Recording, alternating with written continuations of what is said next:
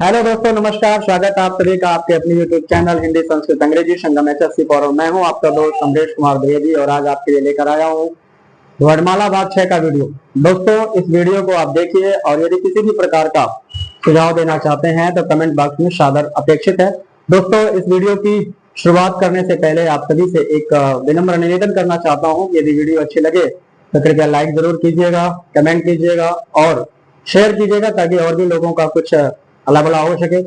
और अगर आप इस वीडियो से नए जुड़े हैं, इस वीडियो को पहली बार देख रहे हैं तो कृपया सब्सक्राइब जरूर कीजिएगा। तो चलिए दोस्तों, समय व्यर्थ न करते हुए हम इस वीडियो की शुरुआत करते हैं, इस कक्षा का आरंभ करते हैं। जैसा कि आप देख रहे हैं कि ये बोर्ड बिल्कुल ब्लैंक है और मैं आपको बता चुका हूं कि अब इसी तरीके से पठन पाठन होगा जैसे ऑफलाइन बोर्ड में होता है। मैं यहाँ पर आपको कंटेंट समझाऊंगा, टॉपिक समझाऊंगा, भली भांति समझाऊंगा और जब मैं पूरा एक बार समझा चुका हूँ तो मैं आपको कुछ सेकंड का समय दूंगा, आप स्क्रीनशॉट ले लिया कीजिएगा।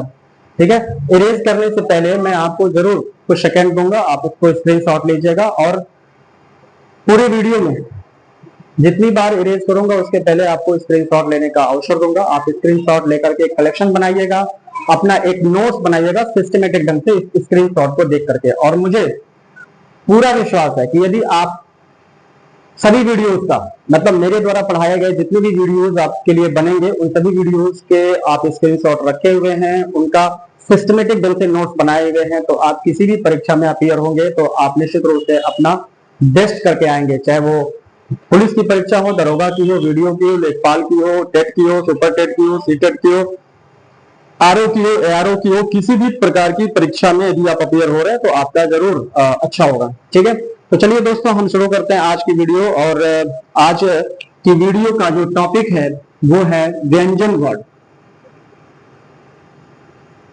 व्यंजन वर्ण इंग्लिश में इसको कॉन्सोनेंट कहते हैं। अच्छा, वीडियो 1 में मैंने आपको बताया हुआ था कि व्यंजन वर्ण का ही दूसरा नाम हल है। और हल कैसे लिखा जाता है ये आप ध्यान दीजिएगा। हल दो तरीके से लिखा जाता है, एक हल ऐसे भी होता है और एक हल ये भी होता है। आप दोनों में फर्क समझ गए होंगे अगर वीडियो 1 देखे होंगे। दोनों के लेखन में बस इतना अंतर है कि यहाँ ला पे हलंत नहीं है, यहाँ ला पे हलंत है। और अगर ला पे हलंत है तो इस हल का मतलब आपका व्यंजन होता है, और अगर ला पे हलंत नहीं है तो इस हल का मतलब समाधान होता है, जिसे आप इंग्लिश में सॉल्यूशन बोलते हैं। ठीक है, अब आप देख रहे हैं कि दोनों हल ही पढ़े जा रहे हैं, मतलब दोनों ही हल उच्चरित हो रहे हैं, लेकिन दोनों का अर्थ भिन्न है। और ऐसे शब्द जिनका उच्चारण समान हो लेकिन अर्थ भिन्न हो उसे हम श्रुतिसम भिन्नार्थक शब्द बोलते हैं। श्रुतिसम भिन्नार्थक शब्द बोलते हैं और इसी श्रुतिसम भिन्नार्थक शब्द को इंग्लिश में होमोफोन्स बोलते हैं। होमोफोन्स बोलते हैं। और ये श्रुतिसम भिन्नार्थक शब्द आपके पाठ्यक्रम में है। आप चाहे जिस भी कोर्स की परीक्षा देने जा रहे हो उसमें श्रुतिसम भिन्नार्थक से क्वेश्चंस आते हैं। तो आप देखते हैं, आप देख रहे हैं कि आपको मैं व्यंजन वर्ण पढ़ाने जा रहा हूं, लेकिन व्यंजन वर्ण स्टार्ट करने से पहले आपको एक नंबर का मैं तैयारी करवा दिया कि अगर आपके एग्जाम में आता है कि हल और हल किस प्रकार के शब्द हैं, ऑप्शन में अनेकार्थी शब्द, एकार्थी शब्द, विपरीतार्थी शब्द या फिर श्रुतिसम भिन्नार्थक शब्द रहता है, तो श्रुतिसम भिन्नार्थक शब्द वाले ऑप्शन को आप टिक कीजिएगा। और यदि पूछता है कि हल और हल के अर्थ हैं तो आप ध्यान दीजिएगा, बिना हलंत वाले ल में जो हल है वो समाधान अर्थ देता है और हलंत वाले ल का जो हल है वो व्यंजन अर्थ देता है। ठीक है, तो आपका 2 नंबर का सवाल तैयार हो गया, या यूं कहें 1 नंबर का सवाल तैयार हो गया। पढ़ाई ऐसे ही होती है। चलिए आते हैं व्यंजन वर्ण पे। दोस्तों, जैसा कि आप सबको पता है, अगर आप वीडियो 1, 2, 3, 4, 5 देखे होंगे तो मेरा एक सिस्टम है। मैं नए कक्षा का शुभारंभ हमेशा उस टॉपिक से करता हूं जिस टॉपिक पर मैं लास्ट कक्षा को एंड किया होता हूं। मतलब पिछली कक्षा का, पिछली वीडियो का अंतिम टॉपिक जिसे मैं छोड़ करके वीडियो क्लोज करता हूं, वहीं से हम नए वीडियो का शुरुआत करते हैं। ठीक है, तो आपको पता होगा, अगर आप वीडियो 5 देखे होंगे तो मैंने आपको लास्ट में आगत स्वर बताया हुआ था। तो हम एक बार हल्का सा इसका रिवीजन करते हैं। कहते सर इससे फायदा ये होता है ना कि आप अपने आप को कनेक्ट कर पाते हैं। मतलब लास्ट कक्षा का जो आखिरी टॉपिक है, अगर वहीं से उसके रिवीजन से नए कक्षा का शुभारंभ कर देते हैं तो आप अपने आप को सहजता से कनेक्ट कर पाते हैं। बस इसीलिए मैं ऐसा करता हूं, ठीक है। तो एक बार आगत स्वर के बारे में हल्का सा देख लेते हैं कि आगत स्वर, इसका दूसरा नाम विदेशी स्वर भी है, ठीक है। और इसका एक और नाम है जो मैं आपको लास्ट वाली क्लास में, यानी कि लास्ट वाली वीडियो में, वीडियो 5 में नहीं बता पाया था, मुझसे मिस हो गया था, उसके लिए क्षमा प्रार्थी हूँ। वो नाम है गृहीत स्वर, है भाई, उस समय दिमाग में नहीं चला मेरे। तो आगत स्वर का एक नाम विदेशी स्वर है और एक नाम गृहीत स्वर है। आगत स्वर, विदेशी स्वर, गृहीत स्वर सब एक ही बात है। चाहे जैसे हम जल कहें या नीर कहें या तोय कहें, अम्बो कहें, सलिल कहें, सब एक ही बात है। इंग्लिश में वाटर सब एक ही है। वैसे ही ये सब एक दूसरे के पर्यायवाची हैं। आगत स्वर पूछे, चाहे विदेशी स्वर पूछे, चाहे गृहीत स्वर पूछे, अगर इनकी संख्या पूछती है, अगर इसका संख्या पूछा जाता है तो आप कितना बताएंगे? एक। आपसे पूछेगा गृहीत स्वरों की संख्या कितनी है? एक। आपसे पूछेगा विदेशी स्वरों की संख्या कितनी है, या आपसे पूछेगा आगत स्वरों की संख्या कितनी है, तो आंसर होगा एक। सवाल पूछेगा निम्नलिखित में से कौन सा आगत स्वर है, तो ये देखिएगा आ के ऊपर अर्धचंद्र रहना चाहिए, ठीक है। आपके ऑप्शन में ये भी रहेगा, आपके ऑप्शन में आ के ऊपर चंद्र बिंदु भी रह सकता है, आपके ऑप्शन में आ के ऊपर सिर्फ बिंदी भी रह सकता है, और आपके ऑप्शन में आ रह सकता है। ये आपको 4 ऑप्शन दे देगा। और सवाल पूछेगा कि निम्नलिखित में से कौन सा आगत स्वर है, तो आपको आंसर ये वाला करना है, आ के ऊपर अर्धचंद्र। मैंने आपको वीडियो 5 में बताया हुआ था कि भाई चारों में फर्क है। ये आपका आगत स्वर है, ये आपका अनुनासिक आ है। ये चंद्रबिंदी का मतलब अनुनासिक होता है, और ये अनुस्वार आ है। यहाँ देखिए अनुस्वार लगा हुआ है, और ये दीर्घ स्वर है, ठीक है। तो दीर्घ स्वर पूछता तब डी वाला होता, अनुस्वार स्वर पूछता या अनुस्वार आ पूछता तो सी वाला आंसर होता, अनुनासिक आ पूछता तो बी वाला आंसर होता। लेकिन अगर आगत स्वर पूछ रहा है तो ए वाला आंसर हो जाएगा ये, ठीक है। अब ये आगत स्वर क्यों कहा गया, तो क्योंकि भाई विदेशी भाषा से आया हुआ है, इस नाते आगत, क्योंकि आगत का मतलब ही होता है आया हुआ, ठीक है। और किस विदेशी भाषा से आया हुआ है, तो मैंने आपको बताया था अंग्रेजी। तो एक नंबर का सवाल आपका यहां से भी बनता है कि आगत स्वर किस विदेशी भाषा से आया हुआ स्वर है, तो आपका आंसर क्या हो जाएगा? अंग्रेजी। या गृहीत स्वर किस विदेशी भाषा से आया हुआ स्वर है, तो आपका आंसर हो जाएगा अंग्रेजी। ऑप्शन में अरबी, फारसी, तुर्की भी रहेगा, लेकिन सही ऑप्शन आपका क्या हो जाएगा? अंग्रेजी, ठीक है। यहां तक हमने वीडियो 5 में पढ़ाया हुआ है। अब इसके आगे वीडियो 6 का शुभारंभ हमको करना है व्यंजन वर्ण से, ठीक है। तो इसको इरेज करते हैं, ये आपको ऑलरेडी पढ़ चुके हैं।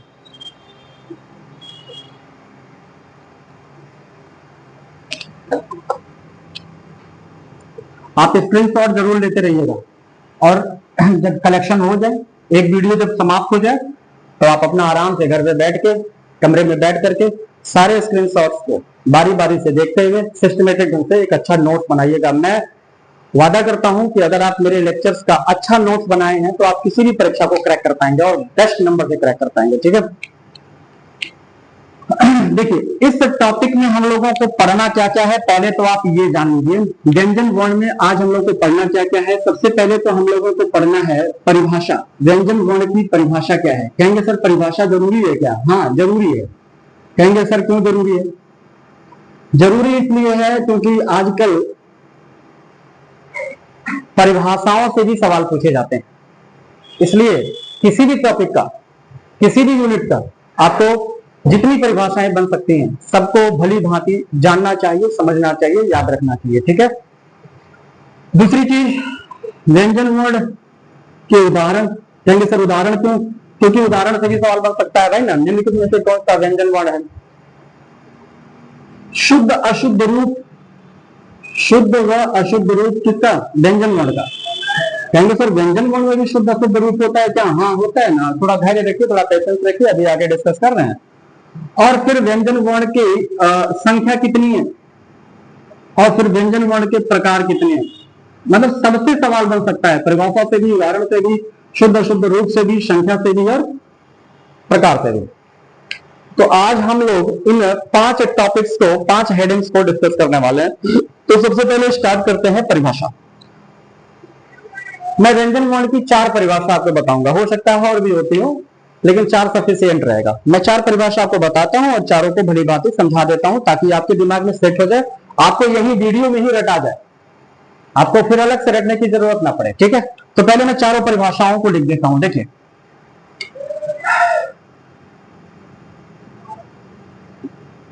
परतंत्र वर्णों को व्यंजन वर्ण कहते हैं।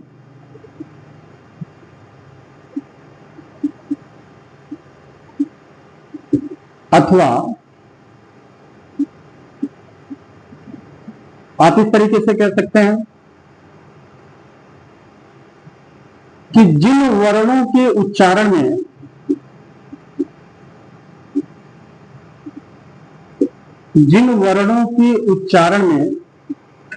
किसी दूसरे वर्ण की आवश्यकता किसी दूसरे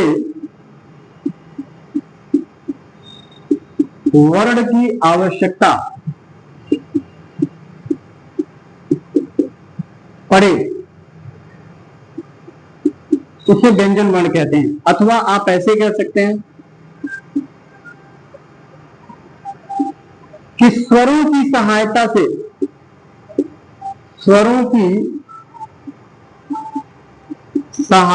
से उच्चरित होने वाले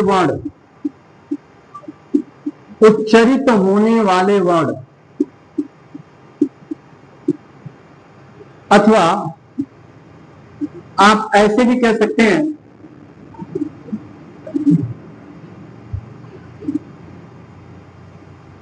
जिन वर्णों के उच्चारण में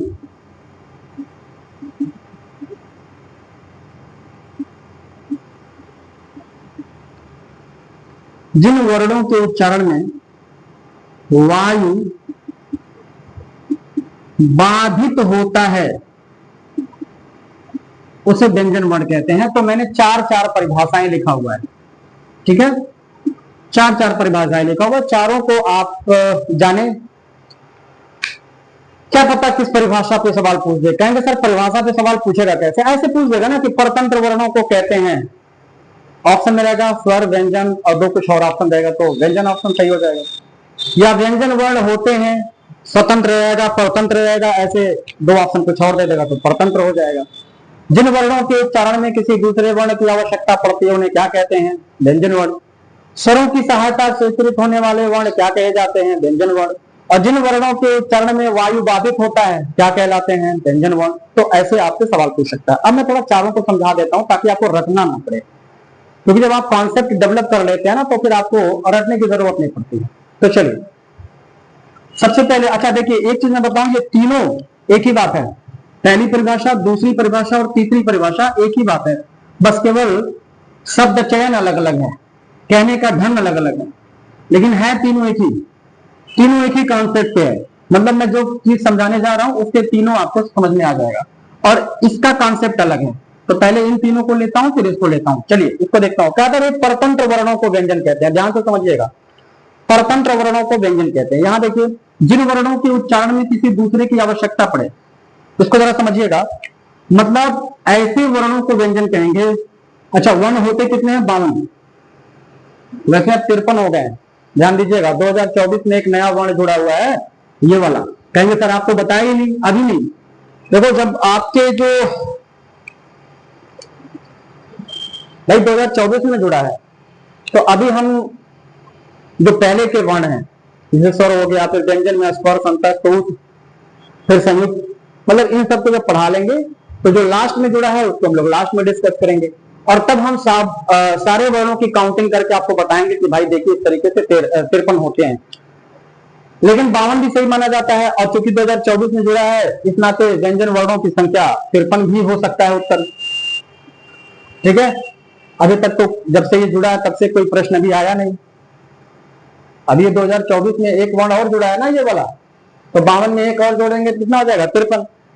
तो हमें व्यंजन वर्णों की संख्या, सॉरी वर्णों की संख्या अगर पूछा जाता है तो हम 52 उत्तर करेंगे कि 53 उत्तर करेंगे, इस पर हम डिस्कस करेंगे आगे। और ऐसा आप अन्यथा मत लीजिएगा कि सर हर चीज को कहते हैं आगे। जैसे वीडियो 1 में भी मैंने कई बार पढ़ाते हुए कहा कि भाई इस चीज को हम आगे बताएंगे। वीडियो 2 में भी बताया, कहा होगा कि भाई इस चीज को हम आगे डिस्कस करेंगे। तो आप ऐसा मत सोचिएगा कि हर चीज को सर आगे कह करके ठेल देते हैं। ठेलता नहीं हूं।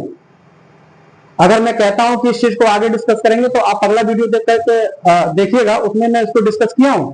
अगर वीडियो 2 में मैं कोई चीज कहा हूं कि भाई इसको हम आगे डिस्कस करेंगे तो मैं वीडियो 3 में डिस्कस किया हूं। कहेंगे सर तुरंत क्यों डिस्कस नहीं कर देते आप? तुरंत मैं इसलिए डिस्कस नहीं करता हूं ना बेटा, क्योंकि हर चीज का एक प्लेस होता है। आप उस चीज को उसके प्लेस पे समझेंगे तो बेहतर समझ बनेगी। हर चीज का एक अपना स्थान होता है ना। अब उस चीज को उसके ओरिजिनल स्थान पे, सही स्थान पे, सटीक स्थान पे समझेंगे तो ज्यादा मतलब बढ़िया कॉन्सेप्ट डेवलप होगा, इसलिए मैं ऐसा करता हूं। बाकी मैं ऐसा नहीं है कि मैं कह रहा हूं कि आगे डिस्कस करूंगा तो मैं फिर उसको भूल जाऊं, ना ना ना, भूलता नहीं हूं। जब उसका समय आएगा, जब उसका स्थान आएगा तब मैं उसको डिस्कस जरूर करूंगा। तो 52-53 में क्या करना है ये हम आगे डिस्कस करेंगे। कब करेंगे ये बता चुका हूं कि जब मैं सारे वर्णों को पढ़ा लूंगा और इसको लास्ट में पढ़ाऊंगा तो उसके बाद मैं आपसे ये डिस्कस करूंगा कि भाई 52 कब करेंगे, 53 कब करेंगे। ठीक है, तो अभी 52 को लेकर चलते हैं।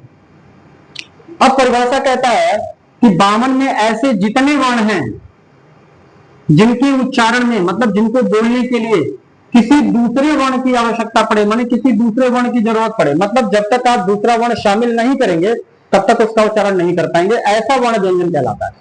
इसका मतलब यही ना हुआ, जिन वर्णों के उच्चारण में, कहेंगे सर इतना आसान परिभाषा है, क्यों इस पे आप टाइम वेस्ट नहीं कर रहे हैं। अभी आप देखिएगा, टाइम वेस्ट नहीं कर रहे हैं, क्योंकि आप लोगों की ना जो समझ है वो बहुत गलत हो चुकी है। अभी इसको समझिएगा तो आपकी समझ अच्छी हो जाएगी। थोड़ा सा बस 2 मिनट पेशेंस रखिए।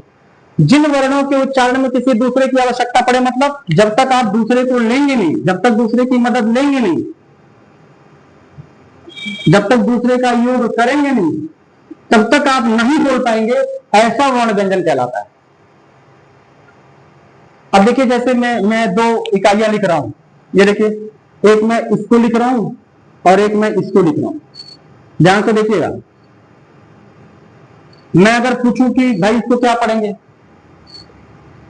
बोलिए क्या पढ़ेंगे इसको, आप क्या बोल रहे हैं ना, ये क्या नहीं है, कहेंगे सर क्या बात कर रहे हैं, ये क्या नहीं है तो फिर क्या है भाई, ये व्याकरण है और व्याकरण भाषा विज्ञान, मतलब एक तरीके से गणित है ये, और बहुत सूक्ष्म अध्ययन है ये। अगर आप सूक्ष्मता से महसूस नहीं करेंगे तो फिर आपको चीजें समझ में नहीं आएंगी। आप इसको क्या बोल रहे हैं, क, और जब आप क बोल रहे हैं तो क में ए का साउंड आ रहा है कि नहीं आ रहा है, क, ख, ग, घ, जितने भी व्यंजन है क से लेकर आज्ञा तक, उन सब में ए का साउंड आता है। तो अगर आप किसी इकाई को क बोल रहे हैं तो इसका मतलब उसमें ए है, भाई ए का साउंड है तभी तो ए उसमें, मतलब ए है तभी तो उसमें ए का साउंड आ रहा है। क, क, ए, देखो ए आ रहा, ए का साउंड आ रहा है ना, इसका मतलब उसमें ए है। तो आप बताओ इसमें ए है क्या भाई, जिसमें ए होगा, जिसमें ए होगा उसी में तो ए का साउंड आएगा। तो अगर आप इसको क बोल रहे हैं तो इसमें ए का साउंड आ रहा है, इसका मतलब हुआ कि इसमें ए है, जबकि वास्तविकता यह है कि इसमें आ नहीं है, क्योंकि इस पे हलंत लगा है। और मैं आपको वीडियो 1 में बता चुका हूं कि जिस इकाई पे हलंत लगा हो उसमें कोई दूसरा वर्ण नहीं होता, उसमें सिर्फ वही होता है। आप इसको पढ़िए तो इसको पढ़ेंगे क, तो इसमें ए का साउंड आ रहा है, तो इसमें ए होना चाहिए, और इसमें ए है भी, भाई इसमें ए है, इसमें ए है, ये इन दोनों इकाइयों का योग है। ये आधा का यानी कि का हलंत और आ दोनों मिलकर के ये बनता है। फिर से सुनिए, एक इकाई 2 इकाई, का हलंत और आ ये दोनों मिलकर के ये बनता है। इसका मतलब इसमें आ शामिल है और इसमें आ शामिल है तो इसमें आ का साउंड आएगा, इसीलिए जब इसको पढ़ते हैं तो इसमें आ का साउंड आता है क, लेकिन इसमें आ शामिल नहीं है, इसलिए इसको आप ऐसा पढ़िए कि इसमें ए का साउंड ना आने पाए, और बिना ए का साउंड लाए आप इसको पढ़ ही नहीं पाएंगे। पढ़ के देखिए, कुल मिला जुला करके आज के बाद से आप जान लीजिए किसी भी हलंत इकाई का उच्चारण नहीं किया जा सकता। आप जबरदस्ती कर लेते हो वो अलग बात है। आप किसी भी, आपसे कहा जाए भैया इसको पढ़िए, नहीं पढ़ पाएंगे, इसका उच्चारण कीजिए, नहीं कर पाएंगे, आप इसका उच्चारण कीजिए, नहीं कर पाएंगे, आप इसका उच्चारण कीजिए, नहीं कर पाएंगे। किसी भी हलंत इकाई का उच्चारण नहीं हो सकता। हम जबरदस्ती कर देते हैं, ख, ग, ज, ये वो अलग बात है। तो किसी भी हलंत इकाई का आप उच्चारण नहीं कर सकते, कब तक, जब तक उसमें स्वर का योग नहीं करेंगे। अभी इसमें आप अ का योग कर दीजिए, तुरंत ये बन जाएगा ख, अब इसको आप पढ़ सकते हैं। इसमें अ का योग कर दीजिए, तुरंत बन जाएगा ग। अब इसको आप पढ़ सकते हैं। इसमें जोड़ दीजिए अ, आप तुरंत पढ़ लेंगे ज। इसमें जोड़ दीजिए अ, तुरंत पढ़ लेंगे ई है। मतलब जितनी भी हलंत इकाइयां हैं, ध्यान से सुनिएगा, जितनी भी हलंत इकाइयां हैं, इन सभी के उच्चारण के लिए अ की आवश्यकता पड़ रही है, और जिनके उच्चारण के लिए किसी दूसरे की आवश्यकता पड़े वही व्यंजन है। इसका मतलब जितनी हलंत इकाइयां हैं, सही मायने में यही व्यंजन है। समझ में आई? ये वाला परिभाषा भी वही कहता है कि भाई स्वरों की सहायता से, तो स्वरों की सहायता से कौन बोला जा रहा है? ये जितनी भी हलंत वाली है ना, सब स्वरों की सहायता से बोली जाती है। मतलब जब तक उसमें आप स्वर शामिल नहीं करेंगे, जब तक उसको आप स्वर का सहारा नहीं देंगे, तब तक नहीं बोल पाएंगे। मतलब वो स्वरों की सहायता से ही बोले जा सकते हैं, तो वही स्वर है, सॉरी वही व्यंजन। और चूंकि जितनी भी हलंत इकाइयां हैं ये स्वर के अधीन है, जितनी भी हलंत इकाइयां हैं ये स्वर पर डिपेंडेंट हैं, इस नाते जितनी भी हलंत इकाइयां हैं वो परतंत्र हैं। और चूंकि जो परतंत्र हैं वही व्यंजन है, तो सही माने में व्यंजन कौन हुआ भाई? हलंत वाली। तो आप देख पा रहे हैं तीनों परिभाषा के मुताबिक व्यंजन सही माने में हलंत वाला है। क्योंकि सही माने में हलंत वाला, इसका मतलब शुद्ध रूप से अगर व्यंजन पूछा जाए तो हलंत वाला है। इसीलिए देखो, संस्कृत जो भाषा है ना भाई, हिंदी कहां से आई है? संस्कृत से आई है। और संस्कृत और हिंदी में यही फर्क है कि संस्कृत बिल्कुल शुद्ध भाषा है, उसमें अशुद्धि कहीं भी नहीं मिलेगा आपको। हिंदी बहुत फ्लेक्सिबल भाषा है, बहुत लचीली भाषा है, बहुत स्ट्रिक्ट नहीं है। मतलब ये सबको अपने में समाहित किए हुए है, चाहे तद्भव हो, चाहे तत्सम हो, चाहे कोई भी हो, सब हिंदी में एकदम आराम से मस्त हैं। तो हमारी हिंदी में तो भाई दोनों रूप पाया जाता है, तद्भव तत्सम, यानी कि शुद्ध अशुद्ध दोनों। लेकिन संस्कृत में ऐसा नहीं है, और संस्कृत में ऐसा नहीं है, संस्कृत में सिर्फ शुद्ध रूप पाया जाता है। इसलिए संस्कृत में आप जब भी व्यंजन पढ़ते हैं तो व्यंजन उसी को पढ़ते हैं, व्यंजन उसी को कहते हैं जिसपे हलंत लगा होता है। समझा? तो संस्कृत ही प्रमाण है, संस्कृत ही प्रमाण हो गया कि भैया व्यंजन का असली रूप क्या है, व्यंजन का शुद्ध रूप क्या है? हलंत वाला। तो आपका ये वाला टॉपिक मैंने सॉल्व कर दिया, शुद्ध और अशुद्ध रूप। यहां मैं फिर से लिख दे रहा हूं, व्यंजन के रूप। तो अगर व्यंजन के रूप पूछा जाए तो कितना बताइएगा? 2 रूप। कौन कौन से? एक शुद्ध, शुद्ध को ही आप तत्सम भी कहते हैं, और दूसरा है अशुद्ध, अशुद्ध को ही आप तद्भव भी कहते हैं। ठीक है? अगर व्यंजन का शुद्ध रूप पूछा जाए तो हलंत वाला, हलंत सहित, और अशुद्ध रूप पूछा जाए तो बिना हलंत वाला, यानी कि हलंत रहित। रहित माने होता है बिना, ठीक है ना? रहित माने रहना, ऐसा नहीं है। रहित माने बिना, तो हलंत रहित माने बिना हलंत का। तो जो बिना हलंत का व्यंजन होगा, जो बिना हलंत की इकाई होगी, वो व्यंजन का अशुद्ध रूप होगा। बिना हलंत का इकाई, बिना हलंत का व्यंजन अशुद्ध व्यंजन, और हलंत सहित माने हलंत के साथ जो व्यंजन होगा वो शुद्ध रूप होगा। तो हिंदी भाषा में क्योंकि तद्भव तत्सम दोनों है, शब्दों को देख लीजिए ना, आपके हिंदी में फूल शब्द भी मिलता है और आपके हिंदी में पुष्प शब्द भी मिलता है। मुख्यमंत्री जी ने प्रधानमंत्री को पुष्पगुच्छ, पुष्पगुच्छ बोलते हैं ना, कि मुख्यमंत्री जी ने प्रधानमंत्री जी को पुष्पगुच्छ दे करके स्वागत किया। तो ये पुष्पगुच्छ में पुष्प क्या है? संस्कृत का शब्द है, तत्सम शब्द है। और बोल किस में रहे हैं आप? हिंदी में। तो हिंदी में तत्सम भी मिलता है और हिंदी में तद्भव भी मिलता है, ये कोई नई बात तो है नहीं। इसी प्रकार हिंदी में व्यंजन का तत्सम रूप भी मिलता है, तद्भव रूप भी मिलता है। हाँ, ज्यादा तद्भव रूप प्रचलित है। आप ये कहेंगे सर अगर हलंत वाला शुद्ध है और बिना हलंत वाला अशुद्ध है, तो इसका मतलब हिंदी में ज्यादातर अशुद्ध पाया जाता है। बिल्कुल भाई, ज्यादातर जगहों पर आप बिना हलंत वाले को ही व्यंजन के रूप में जानते हैं, बिना हलंत के ही आप उसको व्यंजन कहने लगते हैं या समझने लगते हैं। तो कुल मिला जुला करके बहुत ज्यादा टाइम वेस्ट नहीं करूंगा, बस आप इतना जानिए कि भाई व्यंजन जो असली होता है, जो ओरिजिनल होता है, वो हलंत वाला होता है, और जो नकली होता है, जो अशुद्ध होता है, जो इम्प्योर होता है, जो डुप्लीकेट व्यंजन होता है, वो बिना हलंत वाला होता है। ठीक है? ये परिभाषा भी समझ में आया, और इस परिभाषा से आपका ये वाला टॉपिक, ये वाला हेडिंग भी सॉल्व हो गया। ठीक है? अब हम आगे बढ़ते हैं। अगर स्क्रीनशॉट लेना है तो आप स्क्रीनशॉट ले सकते हैं।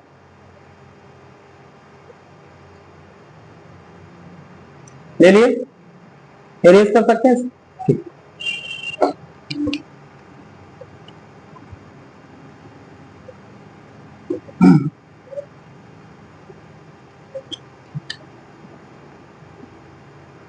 अब देखिए ये वाली जो परिभाषा है इसको एक बार समझा देता हूं कि भाई जिन वर्णों के उच्चारण में वायु बाधित होता है, इसको समझने के लिए ना थोड़ा कुछ बेसिक इंफॉर्मेशन, बेसिक जानकारी आपको होनी चाहिए, बेसिक समझ आपको होनी चाहिए। और बेसिक समझ में 3 बातें आपको बताऊंगा जो आप पहले से जानते हैं, बस थोड़ा याद दिला रहा हूं आपको। आप एक बात बताइए,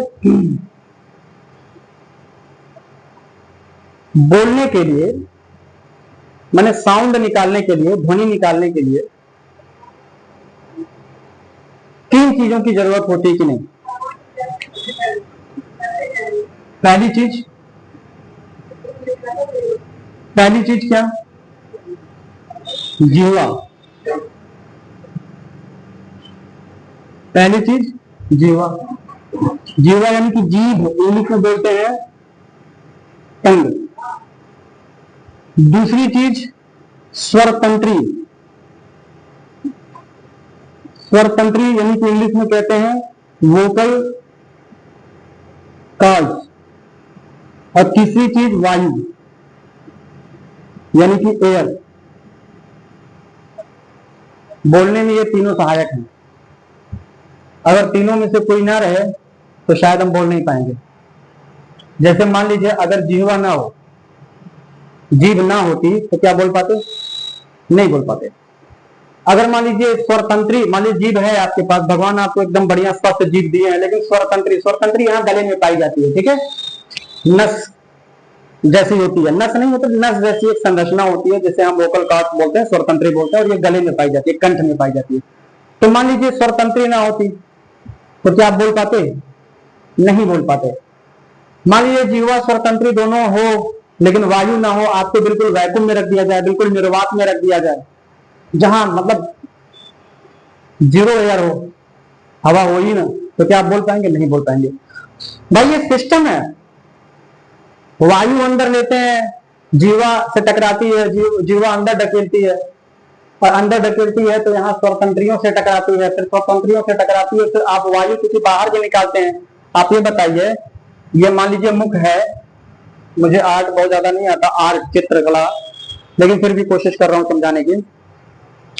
सभी जीव, चाहे वो मनुष्य हो, चाहे वो पशु हो, चाहे पक्षी हो, कोई भी जीव होगा, वो मुख से वायु को अंदर लेता है, मतलब ग्रहण करता है, और फिर मुख से ही वायु को बाहर छोड़ता है, माने नियंत्रित करता है। ये क्रिया अनवरत चलती रहती है, जिसे हम श्वसन क्रिया कहते हैं, जिसे हम सांस लेना कहते हैं।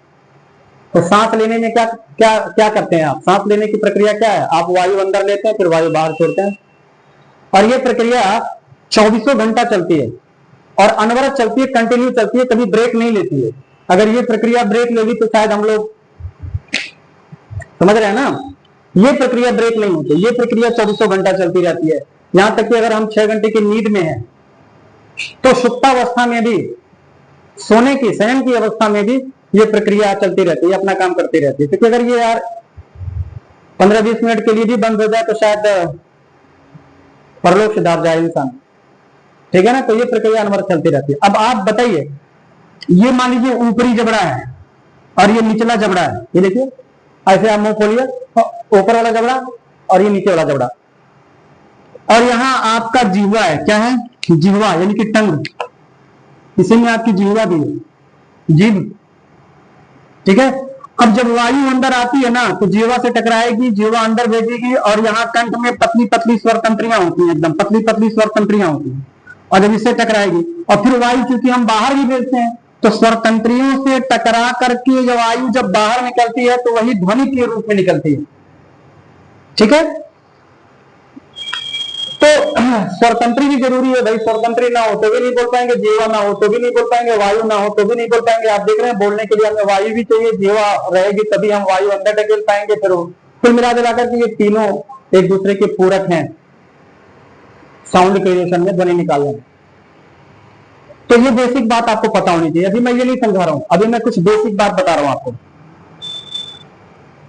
और दूसरी बात ये बतानी थी, पहली बात तो मैंने ये बताया इसको समझाने के लिए, दूसरी बात आपको ये बतानी है कि आपका जो मुख होता है, मुख का जो आंतरिक क्लासिफिकेशन है वो 5 भागों में है। सबसे अंदर क्या पाया जाता है? कंठ। कंठ के आगे क्या पाया जाता है? तालु। तालु के आगे क्या पाया जाता है? मूर्धा। मूर्धा के आगे क्या पाया जाता है? दंत। और सबसे बाहर क्या पाया जाता है? ओष्ठ। ये तो आपको पता है ना भाई। इन 5 चीजों का, इन 5 अवयवों का समुच्चय मुख कहलाता है। जब भी मैं आपको वीडियो 1 में शायद या वीडियो 2 में बताया हुआ था कि जब भी आपसे मुख कहा जाए तो मुख का मतलब सिर्फ होठ मत समझिए। मुख का मतलब सिर्फ ये तो चेहरा है, ये मुख का बाह्य आवरण है मित्र, और ये मुख का एक भाग है। किसी ने आपसे कह दिया कि आपका मुख बड़ा सुंदर है, तो कोई जरूरी नहीं है कि आपके चेहरे की तारीफ कर रहा है। क्या पता वो आपके कंठ की तारीफ कर रहा हो। वो कंठ डायरेक्ट ना बोल करके वो मुख कह दिया। तो मुख का मतलब समझिए, मुख इन 5 चीजों का समुच्चय होता है।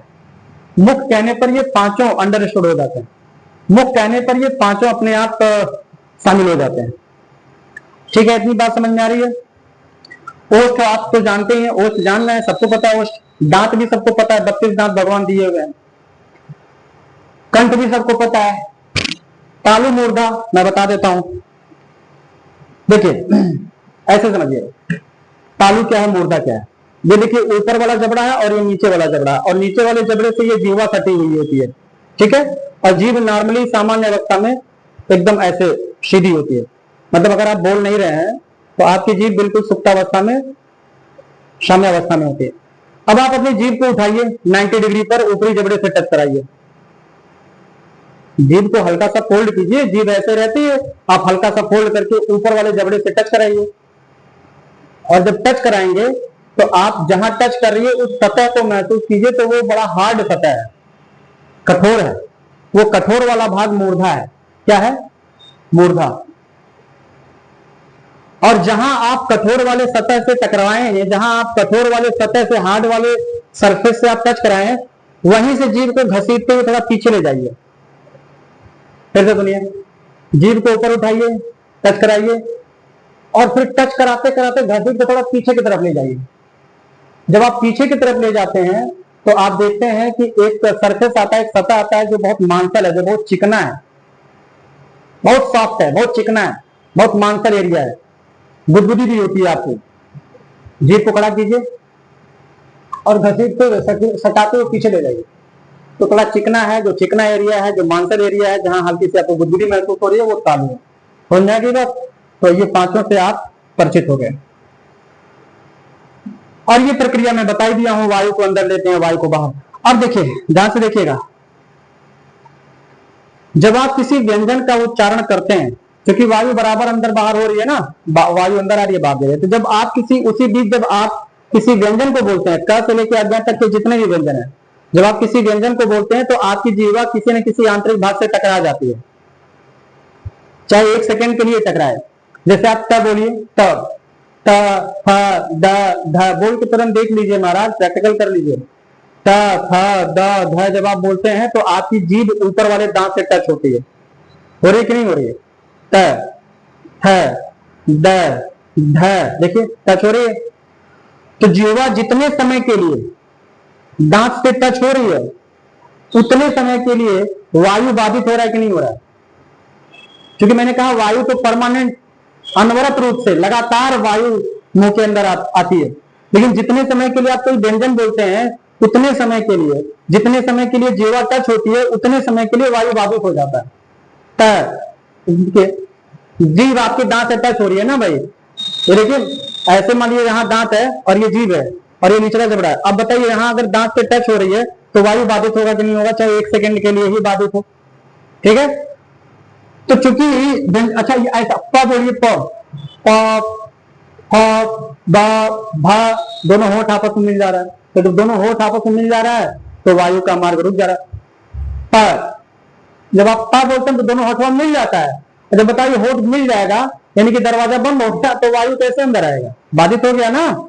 तो ऐसा तो मैं 2-3 एग्जाम्पल, 2-3 उदाहरण आपको समझाया हूं। ऐसे जितने भी व्यंजन है सबके साथ होता है। किसी भी व्यंजन को आप बोलेंगे तो जीवा कहीं न कहीं से टकराएगी, किसी न किसी भाग से टकराएगी, चाहे ओठ से टकराए, चाहे दंत से टकराए, चाहे मूर्धा से टकराए, चाहे तालु से टकराए, कहीं न कहीं से टकराएगी। और जितने समय के लिए जीवा टकराएगी उतने समय के लिए वायु बाधित हो जाएगा। क्योंकि ऐसा व्यंजन नहीं होता, स्वर में नहीं होता। आप री अपवाद है, री को छोड़ करके बाकी किसी स्वर को बोल के देखिए, आपका ना तो होठ आपस में सटेगा और ना तो आपकी जीवा कहीं ऊपर या नीचे टच होगी। अ आ इ ई उ ओ ए ऐ ओ औ, देखिए बोल के देख लीजिएगा, आपकी जीभ कहीं नहीं टकरा रही है। और क्योंकि जीभ नहीं टकरा रही है इस नाते वायु बाधित नहीं हो रहा है। तो स्वरों के उच्चारण में वायु बाधित नहीं होता और व्यंजनों के उच्चारण में वायु बाधित होता है।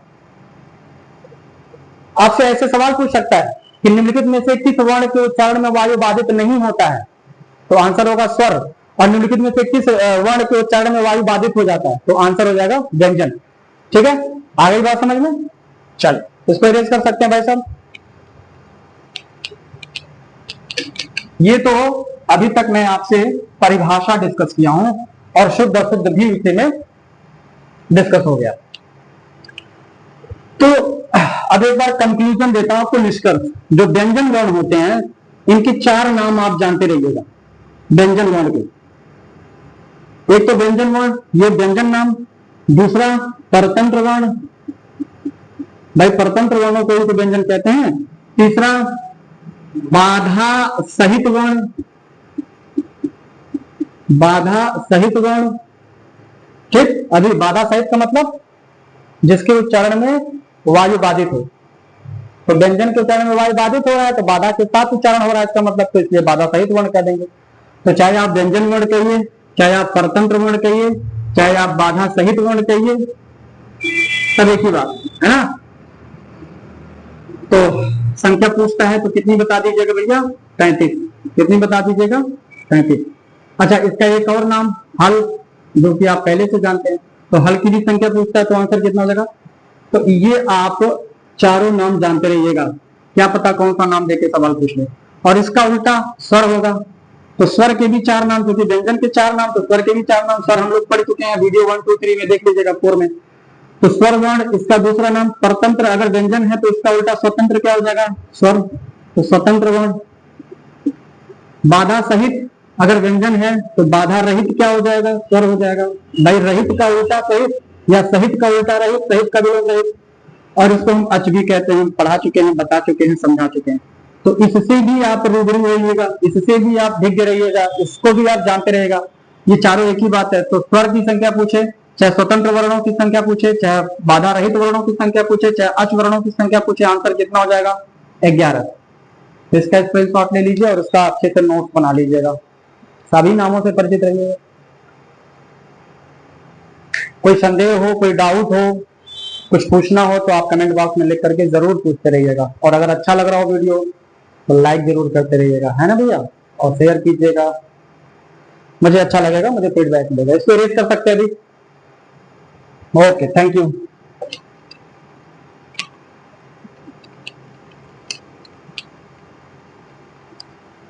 तो हम लोग क्या क्या पढ़ लिए? परिभाषा, एक नहीं 4 परिभाषा पढ़ लिए। समझ, उदाहरण, उदाहरण में क्या पढ़े कि भाई हलंत वाले जो क ख ग घ में है या बिना हलंत वाले जो क ख ग घ में है, ये व्यंजन के उदाहरण है। अब हलंत वाले जो क ख ग घ हैं वो शुद्ध रूप है और बिना हलंत वाले जो हैं वो अशुद्ध रूप हैं। तो ये 3 चीजों को हम लोगों ने पढ़ लिया। तो इन 3 चीजों को हम मिटा देते हैं, ठीक है। जो पढ़ लिए उसको इरेज कर दिया जाए, उसको यहाँ रखने से क्या फायदा, थोड़ा सा जगह खाली हो जाएगा ना। अब हम लोग को पढ़ना है संख्या और प्रकार। संख्या और प्रकार, ये 2 चीजों को पढ़ना बाकी है। यानी कि व्यंजन वर्ण संख्या में कितने हैं, यानी कि नंबर में कितने हैं, और प्रकार यानी कि वैरायटी में कितने हैं या टाइप्स में कितने हैं। तो पहले संख्या देखते हैं, और ये इंपॉर्टेंट भी है, व्यंजन वर्णों की संख्या कितनी होती है, ये सवाल पूछा जाता है। तो अगर आपसे पूछता है कि भाई व्यंजन वर्णों की संख्या कितनी है, तो व्यंजन वर्णों की संख्या कितनी बताइएगा? 35। कितनी? 35, 33।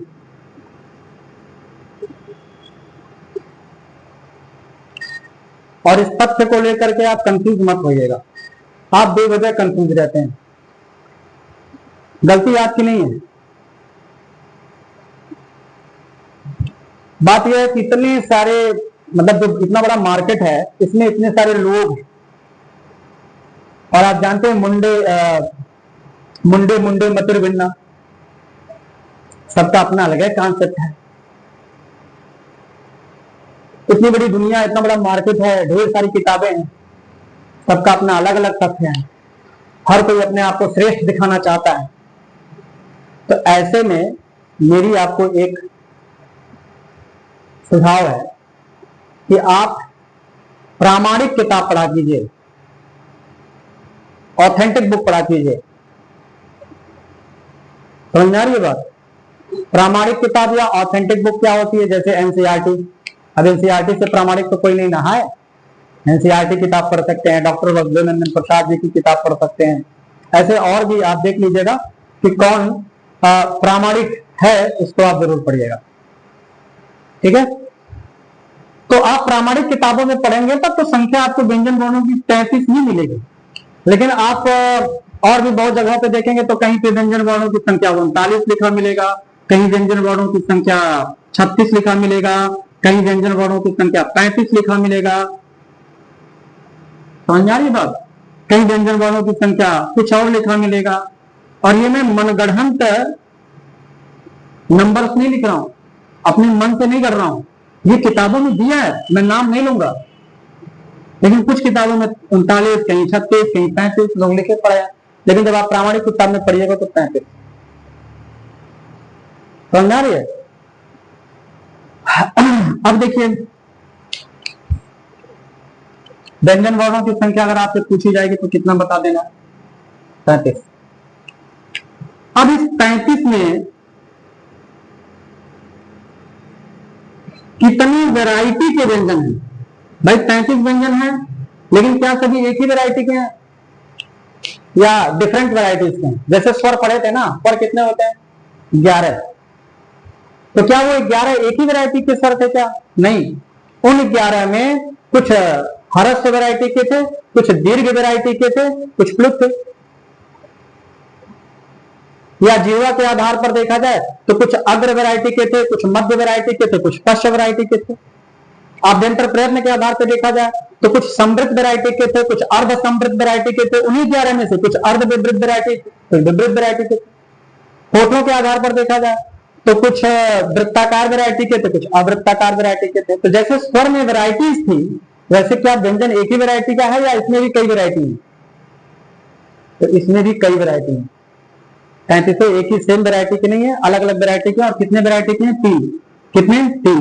तो आपसे जब पूछा जाए कि व्यंजन वर्ण के कितने भेद होते हैं, कहेंगे सर आप वैरायटी कहिए, चाहे काइंड कहिए, चाहे टाइप कहिए, चाहे भेद कहिए, चाहे प्रकार कहिए, चाहे वैरायटी कहिए, चाहे काइंड कहिए, चाहे टाइप्स कहिए, और हिंदी में इसी को चाहे प्रकार कहिए, चाहे भेद कहिए, ये सब एक ही बात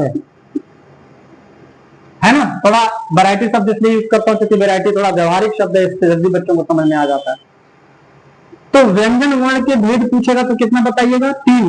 या व्यंजन वर्ण कितने प्रकार के होते हैं तो कितना बताइएगा? 3। व्यंजन वर्णों की संख्या तो 35, लेकिन व्यंजन वर्णों के भेद 3। और वो 3 कौन कौन से हैं उसको मैं लिख देता हूं। एक है स्पर्श व्यंजन, यानी कि उन 35 में कुछ इस वैरायटी के व्यंजन हैं। और स्पर्श का ही दूसरा नाम ध्यान रखिएगा, वर्गीय व्यंजन भी होता है। और स्पर्श व्यंजन का ही तीसरा नाम उदित व्यंजन भी होता है। इन सारे नामों से परिचित रहिएगा, क्या पता कौन सा नाम देकर के आपसे सवाल पूछ ले। मान लीजिए आप स्पर्श व्यंजनों की संख्या पढ़ करके गए हैं, लेकिन आपसे पूछ लिया उदित व्यंजनों की संख्या कितनी है, तो आपको आते हुए भी आप नहीं कर पाएंगे। आपको आ रहा है कि भैया 25 है, लेकिन स्पर्श को ही उदित कहते हैं, आपको नहीं पता, इस नाते आप गलत करके चले आएंगे। तो आप सभी नामों से परिचित रहिएगा, चाहे स्पर्श व्यंजन कहिए, चाहे वर्गीय व्यंजन कहिए, चाहे उदित व्यंजन कहिए, तीनों एक ही बात है। तो ये पहला भेद हो गया, पहली वैरायटी हो गई। और दूसरी वैरायटी क्या है? अंतस्थ व्यंजन।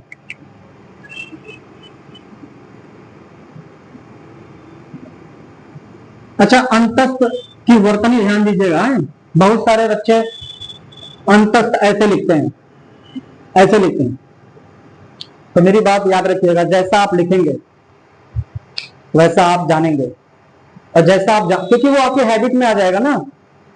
अगर आप गलत जानते हैं तो गलत की हैबिट पड़ेगी, सही जानते हैं तो सही की हैबिट पड़ेगी। जैसा आप जानेंगे वैसी हैबिट पड़ेगी।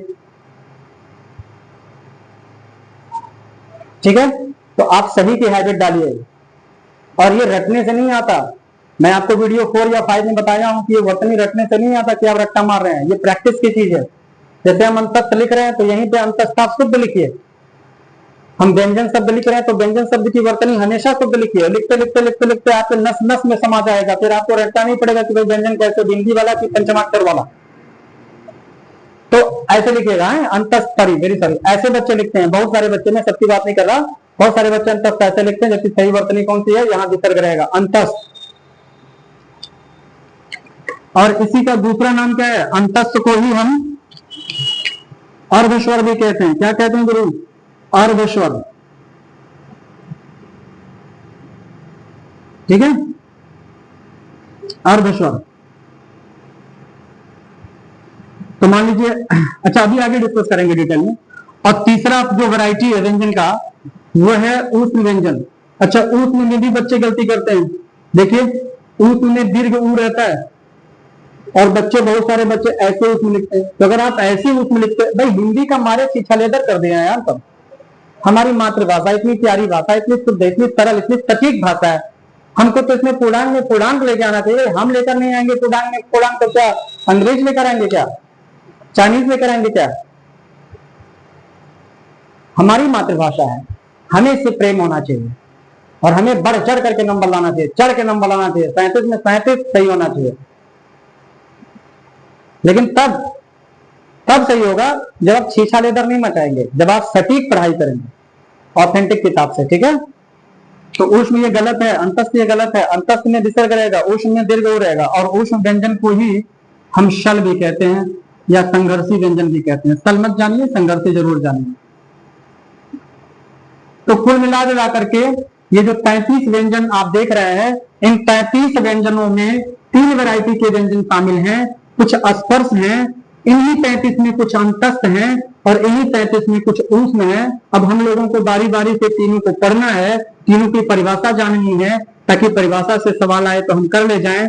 प्लस इसलिए भी इनकी परिभाषा जाननी है ताकि इन 33 में से कौन कौन से क्या है ये हम अच्छे से चयन कर सकें। क्योंकि परिभाषा कॉन्सेप्ट पता रहेगा तो आप 33 में से आराम से जान लेंगे। ठीक है, तो हम बारी बारी से इनको पढ़ते हैं। स्क्रीनशॉट लेना और ले लीजिए, फिर हम इसको इरेज करते हैं।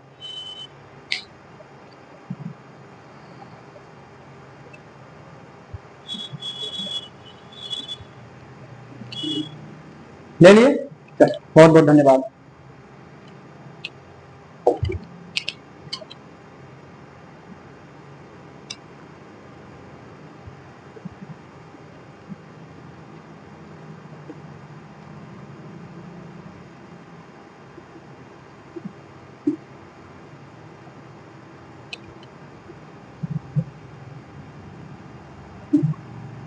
अब देखिए, सबसे पहले हम पढ़ने जा रहे हैं स्पर्श व्यंजन। ठीक है,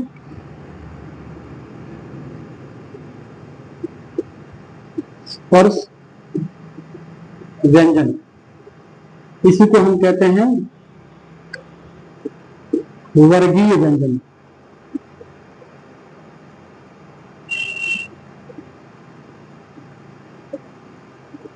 या इसी को हम कहते हैं उदित व्यंजन।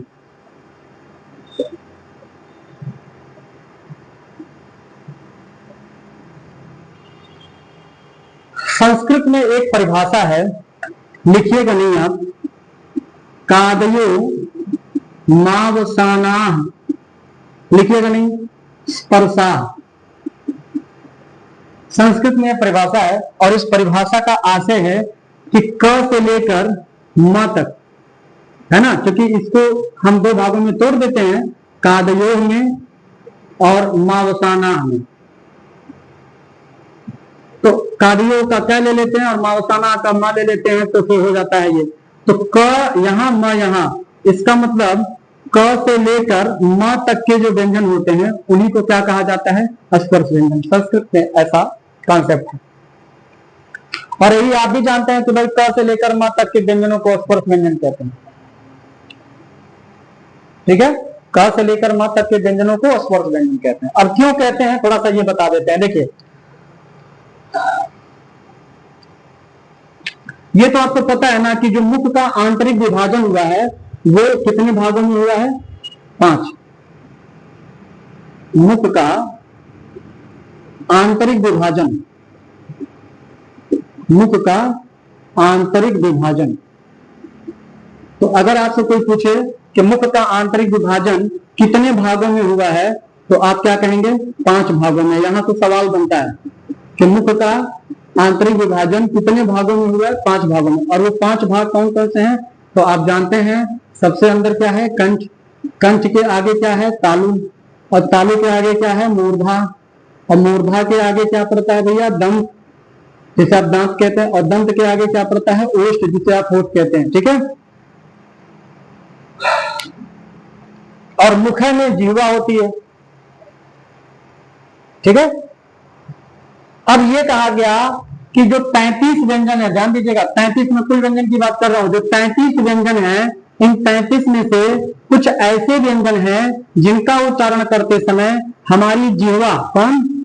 हमारी जिह्वा इनमें से किसी न किसी आंतरिक भाग को स्पर्श करती है। जैसे हम ट बोलते हैं तो जिह्वा दांत को स्पर्श करती है। हम प बोलते हैं तो जब जिह्वा आगे ढकेलती है वायु को, तो दोनों होठ आपस में बंद होते हैं, या दोनों होठ आपस में बंद होते हैं, सटते हैं, स्पर्श करते हैं। इसी प्रकार से मैंने तो प की बात की और त की बात की, यानी प और त का एग्जाम्पल दिया, लेकिन ऐसे बहुत सारे व्यंजन हैं 33 में ही जिनको बोलते समय जिह्वा या वायु मुख के किसी न किसी आंतरिक भाग को स्पर्श करता है। उदाहरण के लिए मैंने समझा दिया प्रैक्टिकल करके। तो यही परिभाषा बना दिया गया कि ऐसे व्यंजन जिनका उच्चारण करते समय जिह्वा या वायु मुख के आंतरिक भागों को स्पर्श करे, वही स्पर्श व्यंजन है। फिर से सुनिए, ऐसे व्यंजन जिनका उच्चारण करते समय जिह्वा या वायु मुख के आंतरिक भागों को स्पर्श कर दे, वही स्पर्श व्यंजन है। मान लीजिए त को बोलते समय जिह्वा दांत को स्पर्श कर रही है, इसलिए त स्पर्श व्यंजन हो गया। प को बोलते समय वायु होठ को स्पर्श कर रही है, इसलिए प स्पर्श व्यंजन हो गया। तो जिनको बोलते समय हमारी जिह्वा या वायु मुख के किसी भी आंतरिक भाग को स्पर्श कर दे, वही स्पर्श व्यंजन कहलाएगा। ठीक है।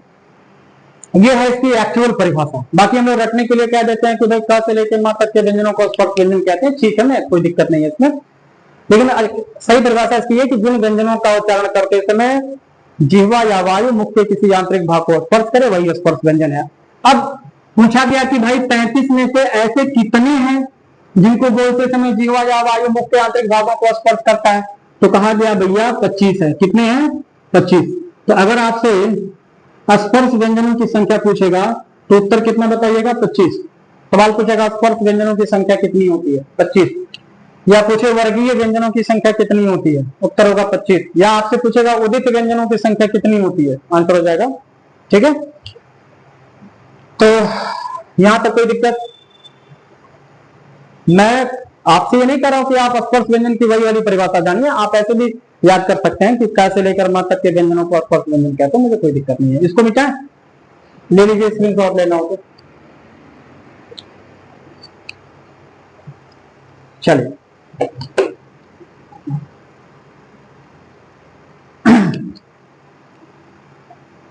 तो क से लेकर म तक जितने व्यंजन हैं सबको हम स्पर्श व्यंजन कहेंगे। और क से लेकर म तक आपको याद होना चाहिए। कहेंगे सर ना याद रहे तो? नहीं याद रहेगा तो फिर उस सवाल का जवाब आप गलत कर देंगे। जब आपसे पूछेगा कि निम्नलिखित में से कौन सा स्पर्श व्यंजन है या निम्नलिखित में से कौन सा स्पर्श व्यंजन नहीं है, तो स्पर्श व्यंजन कौन कौन से होते हैं अगर ये आप जानेंगे तभी तो बता पाएंगे। तो इसलिए क से म तक याद होना चाहिए। मैंने देखा कि बहुत सारे बच्चे यार इतना ज्यादा हिंदी का शिक्षा लेकर किया, उनको वर्णमाला नहीं याद है। छोटा से लेकर के भी अज्ञा तक सुनाने के लिए तो शायद नहीं सुना पाएंगे, फंस जाएंगे। तो ऐसा नहीं कीजिए यार, इतना शिक्षा लेकर नहीं कीजिए। इसको याद रखिए, खास करके क से लेकर म तक को याद रखिएगा, नहीं तो आपका जो प्रश्न पूछेगा। देखिए मैं लिखता हूं क ख ग घ न च छ ज झ ञ च ठ ज झ ण त थ द ध न प फ ब भ म ये क से म तक मैंने लिख दिया। अब ये क से म तक जितने व्यंजन आपको दिख रहे हैं बोर्ड पे, इन सारों को, इन सभी को हम स्पर्श व्यंजन कहते हैं। ठीक है, कोई आपसे पूछे ड कौन सा व्यंजन है, स्पर्श व्यंजन। झ कौन सा व्यंजन है, स्पर्श व्यंजन। थ कौन सा व्यंजन है, स्पर्श व्यंजन बोलिएगा। कोई पूछे न कौन सा व्यंजन है, स्पर्श व्यंजन बोलिएगा। कोई पूछे च कौन सा व्यंजन है, स्पर्श व्यंजन बोलिएगा। मैंने क से लेकर म के बीच में जितने व्यंजन आपको दिख रहे हैं, इनमें से कुछ भी आपसे पूछा जाए कौन सा व्यंजन है, आपका एक ही आंसर होना चाहिए, स्पर्श व्यंजन। तो ये अगर आपको याद रहेगा तभी तो आप इस तरीके के सवालों का जवाब दे पाएंगे। सवाल पूछेगा कि निम्न में से कौन सा स्पर्श व्यंजन नहीं है, निम्न में से कौन सा स्पर्श व्यंजन नहीं है। तो इस तरीके से सवाल पूछेगा और आपको ऑप्शन दे देगा ज, आपको ऑप्शन दे देगा ढ, आपको ऑप्शन दे देगा ख और दे देगा र। तो जब आप इनको पढ़े रहेंगे, इनको याद करेंगे तभी तो। अब आपसे पूछ रहा है स्पर्श व्यंजन नहीं है, तो स्पर्श व्यंजन कौन है, क से लेके म तक। तो ये क से लेके म के बीच में आता है कि नहीं आता है, आता है। ये क से म के बीच में आता है कि नहीं आता है, आता है। ये क से म के बीच में आता है कि नहीं आता, आता है। लेकिन ये क से म के बीच में नहीं आता, इसमें आती है, आपका उत्तर हो जाएगा। कौन सा स्पर्श व्यंजन नहीं है, तो ये वाला नहीं है। ठीक है, अगर मान लीजिए यहाँ पे ऑप्शन दे देता उपर्युक्त सभी और सवाल पूछता कि निम्नलिखित में से कौन सा स्पर्श व्यंजन है, तो उपर्युक्त सभी वाला हो जाता। तो है नहीं है, इस तरीके के जो प्रश्न होते हैं ये पहचान वाले प्रश्न होते हैं, और पहचान वाले प्रश्नों का उत्तर आप तभी दे पाएंगे जब आप अच्छे से याद किए रहेंगे। ठीक है, तो मेरी आपसे रिक्वेस्ट है कि आप इनको जरूर याद रखिएगा। अब कुछ और बातें थोड़ा सा आपको मैं बताना चाहता हूँ। वीडियो देखने वाले आप सभी जितने लोग हैं, अगर आप पुराने स्टूडेंट्स होंगे, मतलब पहले से प्रिपरेशन कर रहे होंगे, तो आप उच्चारण स्थान पढ़े होंगे।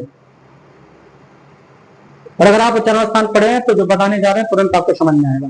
लेकिन अगर आप न्यू कमर है, अगर आप नए नए वीडियो देख रहे हैं, पहली बार प्रिपरेशन एरिया में आए हैं, प्रिपरेशन फील्ड में आए हैं, तो थोड़ा सा आप अभी एडजस्ट कीजिएगा। बाकी हम आगे उच्चारण स्थान पढ़ाएंगे। अभी जो लिखने जा रहे हैं वो चरण स्थान नहीं पढ़ाने जा रहे हैं, तो चरण स्थान आगे पढ़ाएंगे आपको ना, डिटेल में विधिवत पढ़ाएंगे आपको। विसर्जनीय नाम कंठ इशियशा नाम तालो रेटोरशाला मोरदा लर्तुलशा नाम दत्ताओ को पद्मनीय नाम उष्ण वेद तो कंठ तालो वो तो कंठ उष्ण वकारा सुगम पुष्णम, ऐसे करके। कहेंगे सर संस्कृत में पढ़ाएंगे, नहीं हिंदी में पढ़ाएंगे, ये मैं अपनी तरफ से बता रहा हूँ। मैं आपको हिंदी में बहुत बेहतरीन ढंग से पढ़ाऊंगा उच्चारण स्थान, लेकिन जब उसका समय आएगा तब। अभी मैं कुछ और बताने जा रहा हूँ।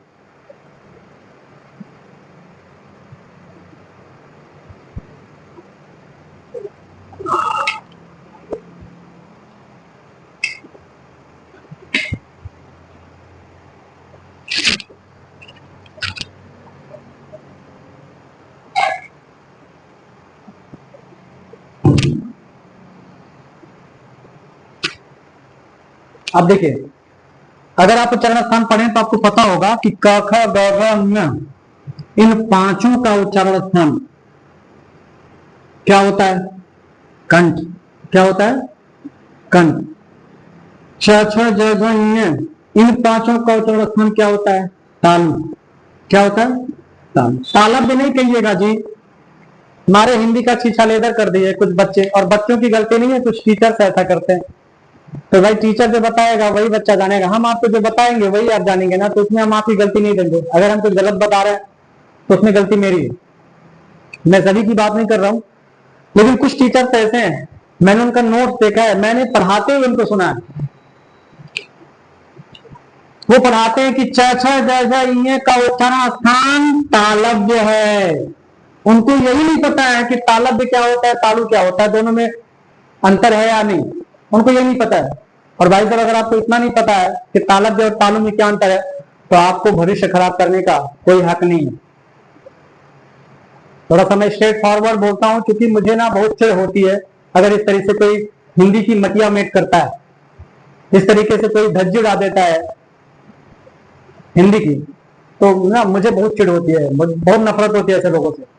कोई भी चल देता है, इतना नहीं ज्ञान है कि तालव्य और तालु में क्या फर्क है। मैं आपको समझा देता हूं ताकि आप कभी ऐसी गलती ना कीजिएगा। देखिए, तालव्य और तालु में फर्क आपको समझ में आ जाएगा अगर आपको भारत और भारतीय में समझ और मतलब फर्क समझ में आता है तो। आप बताइए भारत और भारतीय में क्या फर्क है? तो भारत क्या है भाई? भारत एक प्लेस है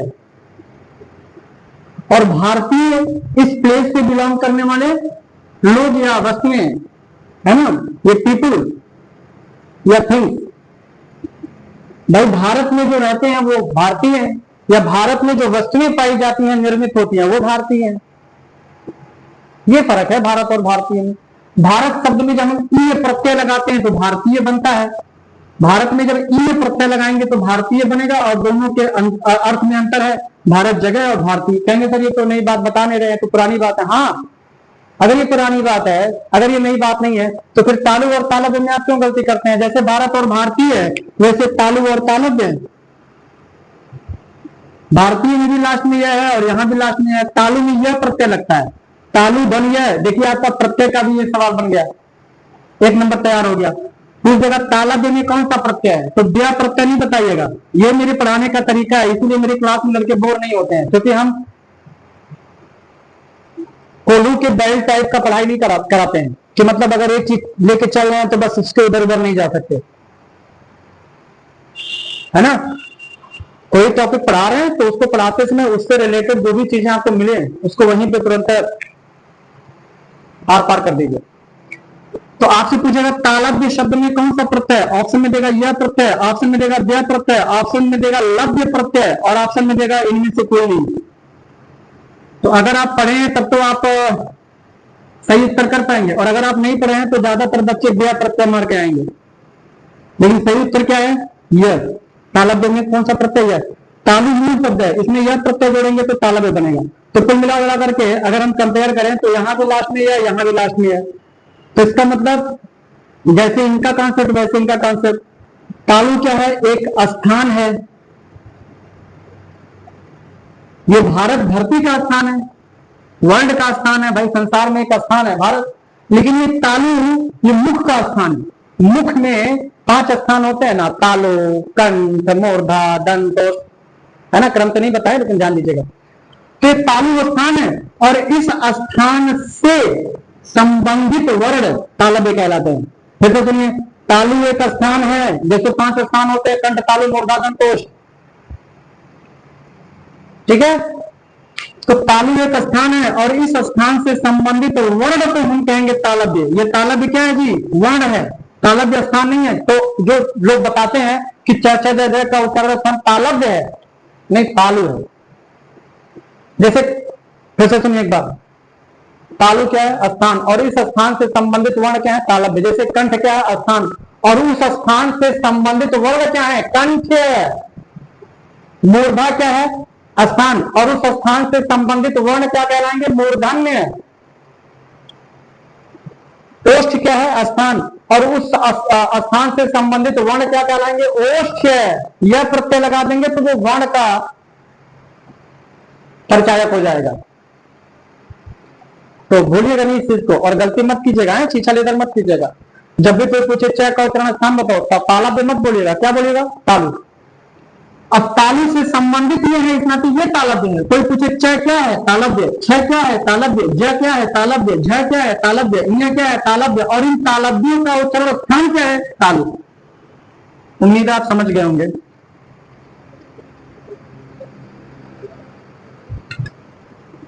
अब इधर देखिए, पैठा डाडा इनका उच्चारण स्थान क्या है? मूर्धा।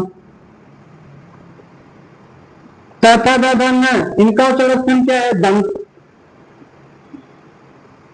इनका उच्चारण स्थान क्या है? ओष्ठ। कहेंगे सर आप उच्चारण स्थान पढ़ा रहे हैं क्या? नहीं भाई, उच्चारण स्थान नहीं पढ़ा रहे हैं, हम कुछ और बताना चाह रहे हैं, ध्यान से समझिएगा। तो कखा गगा में इन पांचों का उच्चारण स्थान कंठ है, मतलब ये पांचों का निवास स्थान क्या है? कंठ। मतलब ये पांचों कहाँ रहते हैं? कंठ में। ये पांचों कहाँ रहते हैं? तालु में। ये पांचों कहाँ से निकलते हैं? रहते हैं या निकलते हैं? बात ऐसी है। ये पांचों कहाँ रहते हैं? मूर्धा, मतलब मूर्धा से निकलते हैं। ये पांचों कहाँ रहते हैं? दंत से निकलते हैं। और ये पांचों कहाँ से निकलते हैं? ओष्ठ से निकलते हैं। तो ये पांचों कंठ से निकलते हैं, ये पांचों तालु से निकलते हैं, ये पांचों, तो जहां से निकलते हैं वहीं तो उसका स्थान होगा। तो इन पांचों का स्थान, पांचों का घर क्या है? कंठ। इन पांचों का घर क्या है? मतलब ये एक फैमिली के, ये एक वर्ग के सदस्य हैं। ये एक वर्ग के सदस्य हैं, ये एक वर्ग के सब, समझ आ रहा है। तो हमारे विद्वानों ने कहा कि जब ये पांचों एक ही वर्ग के हैं तो पांचों का नाम बारी बारी से लिखने की कोई जरूरत नहीं है। जैसे मान लीजिए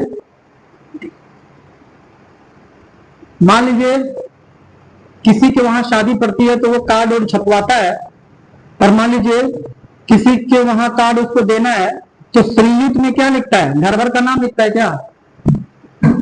मेरी बात समझ में आ रही है? भाई शादी उदी पड़ता है तो कार्ड और छपवाते हैं ना, न्योता, और अपने नात वात रिश्तेदार हर जगह मित्र संबंधी सबको जो है डिस्ट्रीब्यूट करते हैं, तो नाम लिखते हैं ना उस पर। तो क्या घर भर का नाम लिखते हैं क्या? नहीं। किसका नाम लिखते हैं? सिर्फ मुखिया का नाम लिखते हैं। जो उस परिवार का सबसे बड़ा सदस्य होगा, जो मुखिया होगा, उसका नाम लिख देते हैं। तो अगर मुखिया का नाम लिखा है तो उसका क्या मतलब, खाली मुखिया पर आएगा क्या? खाली मुखिया पर जाता है ना। तो जिसके वहां भाई शादी उदी रहता है, अगर वो कार्ड देने जाता है तो घर भर का नाम नहीं लिखता है कार्ड पे, जो सबसे बड़ा सदस्य है उसका नाम लिख देता है। और अगर उसका नाम लिख दिया तो इसका मतलब उसमें सारे सदस्य अंडरस्टूड है, कोई भी जा सकता है। ठीक है। ऐसे ही मान लीजिए जिसके वहां शादी है तो तमाम बारात, मतलब बारात जाने के लिए तमाम गाड़ियां वाड़ियां अपना जो है व्यवस्था करता है। भाई जिसकी जो व्यवस्था स्कॉर्पियो है, अपना जो भी जिसके पास व्यवस्था, अपने हिसाब से वो लोग गाड़ियां बांटते हैं। तो गाड़ियों पे जो है पोस्टर छपवा, मतलब पोस्टर चिपकवाते हैं ना। मान लीजिए यादव जी के वहां शादी है तो पोस्टर पे लिखा रहेगा यादव परिवार। चौधरी जी के वहां शादी है तो पोस्टर पे लिखा रहेगा चौधरी परिवार, लिखा रहता है कि नहीं? द्विवेदी के वहां शादी है तो पोस्टर पे लिखा रहेगा द्विवेदी परिवार है। पांडे जी के वहां शादी है तो लिखा रहेगा पांडे परिवार। समझ में आ गया होगा आपको कि घर भर का नाम लिखता है? नहीं, क्योंकि ये सबको पता है यार, अगर हम पांडे परिवार लिख दिए तो मतलब सबका उसमें समाहित, मतलब सबका उसमें वो हो जा रहा है ना, सब समझ लिया जा रहा है। कार्ड पे लिखा रहता है दर्शना बिलासी, एक दो लोग का नाम लिख दिया जाएगा, उसके बाद लिखेगा समस्त पांडे परिवार या समस्त, समझ रहे हैं? ऐसा आप देखते होंगे। कहेंगे सर आप करना क्या चाहते हैं? हम ये कहना चाहते हैं कि सबका नाम नहीं लिखना चाहिए। अगर आप एक का नाम लिख दिए तो बाकी अंडरस्टूड है जो उस घर से संबंधित है। तो ऐसे हमारे विद्वानों ने इसी तर्ज पे ये नियम बना दिया कि भाई जब सब एक ही घराने के हैं, सब एक ही घराने के, सब कंठ घर के हैं, तो सबका अलग अलग ऐसे नाम लिखने की जरूरत नहीं है। खाली मुखिया का नाम, मुखिया वो होगा जो सबसे बड़ा होगा। जो सबसे बड़ा होगा भाई, सबसे बड़ा कौन है? का भाई सबसे पहले यही ना, ये मुखिया है तो क लिख करके और आगे क्या जोड़ दो? वर्ग।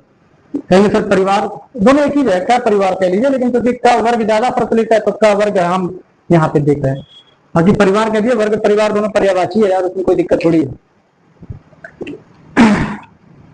ऐसे ही ये सब एक ही परिवार के हैं तो मुखिया का नाम लिख करके आप आगे वर्ग जोड़ दीजिए।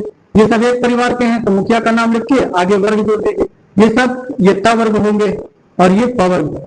तो अगर आपसे कोई कहे भाई क वर्ग का मतलब, तो क ख ग पांचों। कोई पूछे च वर्ग का मतलब, च छ ज ट वर्ग का मतलब ट ट ट वर्ग का मतलब ट ट प वर्ग का मतलब प प ब।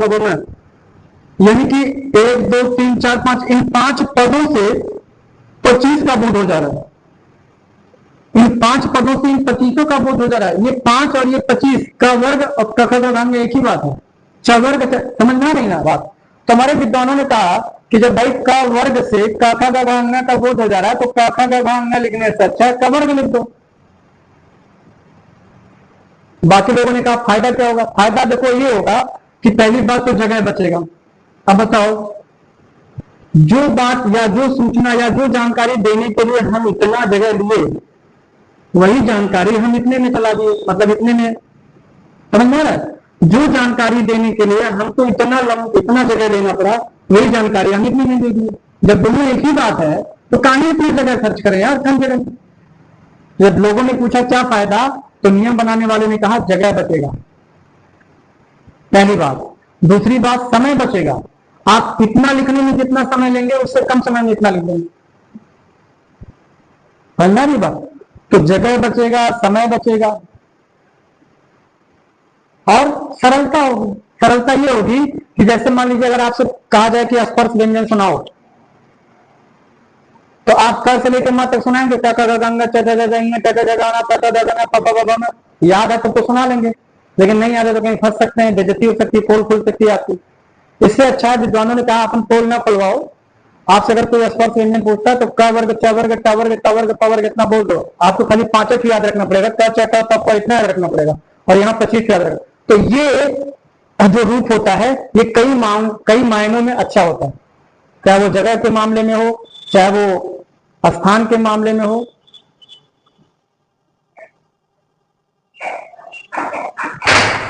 समझ में आ रहा है? चाहे जगह के मामले में हो, चाहे स्थान के मामले में हो, हर मामले में अच्छा, इतना तो ये ज्यादा प्रचलन में आ गया। अरे ये तो गरीमत है, हिंदी में हम क ख ग घ को क वर्ग कहते हैं। संक्षिप्त, देखिए संक्षिप्तीकरण is the best way, shortization is the best way. कम समय में कम जगह में किसी चीज को कह देना, जिसे गागर में सागर भर देना कहते हैं, ये सबसे अच्छा तरीका माना जाता है, ये क्वालिटेटिव तरीका माना जाता है। इसी को ध्यान में रखते हुए संस्कृत में तो और शॉर्ट में किया गया है। काका दागा अन्ना को हिंदी में कवर्ग कहते हैं और संस्कृत में खाली कु कहते हैं। क्या कहते हैं? कु। अगर संस्कृत के किसी विद्यार्थी से आप पूछेंगे कु का मतलब बताओ, तो वो कु का मतलब काका दागा में बता देगा। कु का मतलब काका दागा में। ऐसे ही संस्कृत में चचा दादा को क्या कहते हैं? चू। चाचा दादा को क्या कहते हैं? टू। चाचा दादा को क्या कहते हैं? तू। और पापा बाबा को क्या कहते हैं? पू। अब संस्कृत में तो और संक्षिप्तीकरण है। मतलब स्पर्श व्यंजन बताने के लिए संस्कृत वाले विद्यार्थी पूरा नहीं बोलते, कवर्ग चवर्ग टवर्ग तवर्ग पवर्ग इतना भी नहीं बोलते, वो खाली कह देते हैं कुछ को। अब बताओ कौन? एक संस्कृत का विद्यार्थी है, एक हिंदी का विद्यार्थी। हिंदी वाले से कहो भाई स्पर्श व्यंजन सुनाओ, तो या तो सुनाएगा या तो बहुत होशियारी कहेगा तो कहेगा कि भाई कवर्ग चवर्ग टवर्ग, और संस्कृत वाला कहेगा कुछ। जीत पाओगे से? संस्कृत वाले से जीत पाओगे? नहीं जीत पाओगे इस मामले में। वो बहुत कम समय में बहुत परफेक्ट जवाब दे देगा आपको। तो ये चीज है। कहने पर आप कहना क्या चाहते हैं? हम कहना ये चाहते हैं कि इन 25 को वर्गों में बांट दिया गया। कितने वर्ग में? 1 2 3 4 5। तो चूंकि ये जो स्पर्श व्यंजन है इसको वर्गों में बांट दिया गया है, इसी नाते इन स्पर्श व्यंजनों का एक और नाम पड़ गया है वर्गीय व्यंजन। बात समझ में आई?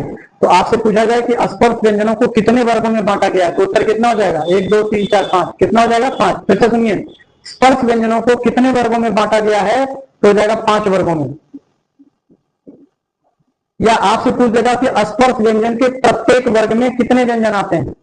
फिर से सुनिए, स्पर्श व्यंजन के प्रत्येक वर्ग में कितने व्यंजन होते हैं, तब भी उत्तर 5 होगा। जैसे क वर्ग में कितने व्यंजन है? 5। क ख ग घ। ऐसे च वर्ग में कितने व्यंजन है? 5। च छ ज झ। ऐसे प्रत्येक वर्ग में कितने अक्षर हैं या कितने व्यंजन है? 5। आ रही बात समझ में? हाँ, स्पर्श व्यंजन के प्रत्येक वर्ग में कितने व्यंजन होते हैं? 5। तो प्रत्येक वर्ग में 5 व्यंजन है और 5 वर्ग है, तो 5 × 5 बराबर कितना हो गया? 25। अच्छा ये देखिए, स्पर्श व्यंजन वर्गीय व्यंजन दोनों चीज हो गया। अब बचा उदित व्यंजन। उदित व्यंजन क्यों कहते हैं, या आज तक हिंदी का कोई टीचर बताया नहीं है, मैं बता रहा हूँ आपको, ध्यान से देखिएगा। उदित व्यंजन सब लोग बता देते हैं कि भाई स्पर्श व्यंजन को उदित व्यंजन कहते हैं, लेकिन क्यों कहते हैं ये देखिए। अगर मैं पूछूं कु का आखिरी वर्ण क्या है, तो आप कहेंगे उ। चू का आखिरी वर्ण क्या है? टू का भी आखिरी वर्ण क्या है? उ, है ना। तो ये कु का अगर अंतिम वर्ण पूछा जाए तो कु का अंतिम वर्ण क्या है? उ। भाई कु क और उ से मिलके बना है ना, तो अंत में कौन पड़ रहा है? उ। तो अगर हम पूछे कि कु का अंतिम वर्ण क्या है, तो उ। ऐसे चू का अंतिम वर्ण क्या है? उ। टू का अंतिम वर्ण क्या है? उ। टू का इसका भी उ, टू का इसका भी उ, यानी कि कोचू टू टू टू का जो अंतिम वर्ण है वो उ है। इतनी बात समझ में आ रही है? ये आपको पता है? अब इधर देखिए, जो उदित शब्द है, ये उदित शब्द में कौन सी संधि है? देखिए संधि का एक सवाल आपका बन गया है ना। संधि का ये सवाल है ना कि भाई उदित में कौन सी संधि है? व्यंजन संधि। क्या संधि विच्छेद होगा? उत ध्वनित। अगर आप संधि पढ़े हैं तो आपको ये पता होगा कि उत ध्वनित इसका संधि विच्छेद होगा। अगर नहीं पढ़े तो आप थोड़ा धैर्य रखिए, संधि पढ़ाएंगे तो वहां पे समझाएंगे। उत ध्वनित कौन सी संधि? व्यंजन संधि। अब उत माने होता है उ, और उ माने इत माने होता है अंत। उत माने उ, इत माने अंत। तो उ से जो अंत हो वो उदित है। उ से जो अंत हो वो उदित है। तो बताइए, ये सब उ से अंत हो रहे हैं, तो इन सबको हम उदित कहेंगे कि नहीं कहेंगे? कहेंगे ना। तो कुचू टू टू माने स्पर्श व्यंजन, इसका मतलब स्पर्श व्यंजन उदित हुआ कि नहीं हुआ? हुआ, इस नाते हम स्पर्श व्यंजनों को उदित व्यंजन भी कहते हैं। ये रीजन है, आज तक कोई बताया नहीं होगा, आप मेरी तरफ से, मेरे माध्यम से आप जान गए, तो इस चीज को ध्यान रखिए। मेरे कहने का मतलब खाली रटिए मत, आप उसका लॉजिक भी जानिए, उसका रीजन भी जानिए। इससे फायदा क्या होता है? इससे फायदा ये होता है ना कि आपके जहन में वो चीज बैठ जाता है, माइंड में वो चीज सेट हो जाता है। और खाली रट्टा मारते हैं तो माइंड में सेट नहीं होता और फिर आपको भूल जाता है और आपको फिर समस्या होती है। चलिए दोस्तों, वीडियो बहुत ज्यादा लंबा हो जा रहा है, इसलिए इसके आगे कुछ हम कंटिन्यू करने वाले नहीं है। आज की वीडियो हम यहीं पे समाप्त करने वाले हैं।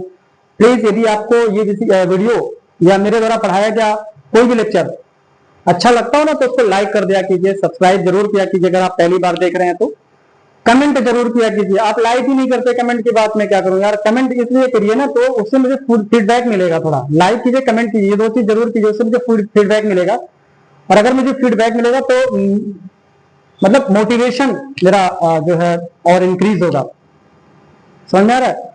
उत्साह बढ़ेगा मेरा और मैं आपके लिए बेस्ट करने के लिए प्रेरित होऊंगा। इसलिए कृपया आप लाइक जरूर किया कीजिए और कमेंट जरूर किया कीजिए, शेयर भी कर दिया कीजिए, ताकि लोगों का भी और थोड़ा सा कुछ ज्ञानवर्धन हो सके। और नए हैं तो सब्सक्राइब। ठीक है, आज के लिए इतना ही। बहुत बहुत धन्यवाद। नमस्कार।